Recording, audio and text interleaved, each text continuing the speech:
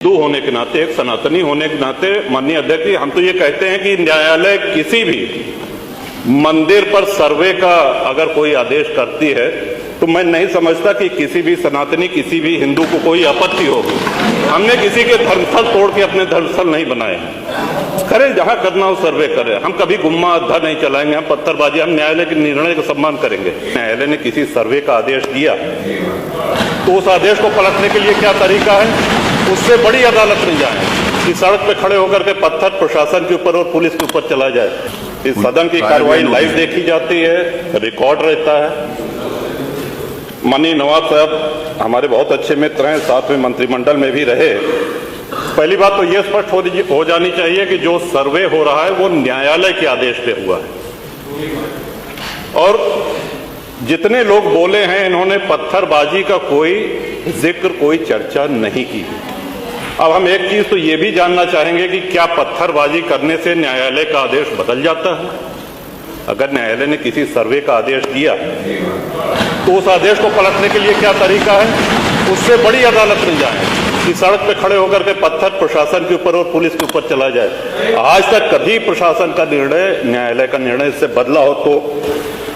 दूसरा, श्रीमान, पुलिस और प्रशासन के लोग जो घायल हुए हैं उनके प्रति किसी ने कोई पीड़ा, कोई चिंता व्यक्त नहीं करी। बहुत गंभीर मामला है ये। ठीक उसी तरह है जैसे बहराइच में 22 साल का एक नौजवान राम गोपाल मिश्र, 4 महीने पहले शादी हुई थी, उसकी हत्या कर दी गई। इतनी निर्मम हत्या करी गई, इतनी गोलियां शरीर में मारी गई, हाथ के नाखून भी निकाल लिए गए।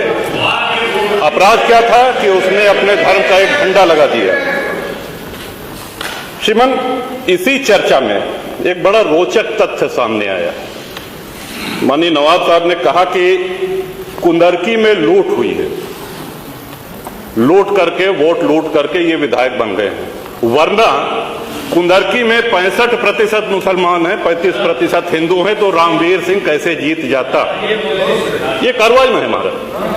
तो मनोहर, एक सवाल हम ये भी करना चाहते हैं कि जिन विधानसभाओं में मुस्लिम मतदाता की संख्या हिंदू से कम है, क्या वो लूट करके विधायक बन के आते हैं? या क्या हिंदू बाहुल्य जो विधानसभाएं हैं वो मुसलमान को वोट नहीं देती? इस हिसाब से तो यही लगता है कि सबसे बड़ा आश्चर्य धरती का यही हो गया कि जब 65% मुस्लिम है तो हिंदू कैसे जीत गया? आज पहला दिन है इन लोगों का सदन में। हमने अनुरोध किया था जो नए सदस्य जीत के आए हैं कम से कम परिचय करा दें, हम लोग भी पहचान लें। हमारा कोई परिचय नहीं है रामवीर जी से, लेकिन वो निर्वाचित सदस्य हो चुके हैं, सदन के सम्मानित सदस्य हैं। उनका इस तरह से अपमान करना, उनको लुटेरा कहना, ये तो आपत्तिजनक है। और सर्वे हम बोल रहे तो आप बोले।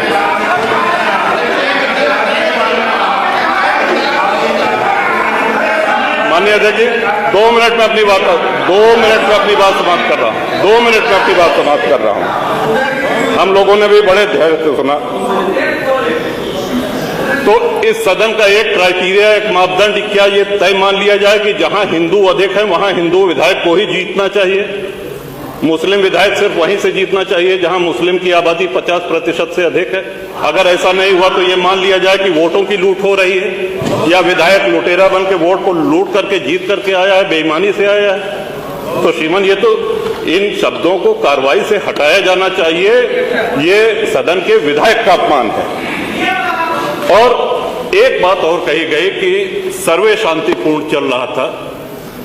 एक हिंदू होने के नाते, एक सनातनी होने के नाते माननीय अध्यक्ष जी, हम तो ये कहते हैं कि न्यायालय किसी भी मंदिर पर सर्वे का अगर कोई आदेश करती है तो मैं नहीं समझता कि किसी भी सनातनी, किसी भी हिंदू को कोई आपत्ति होगी।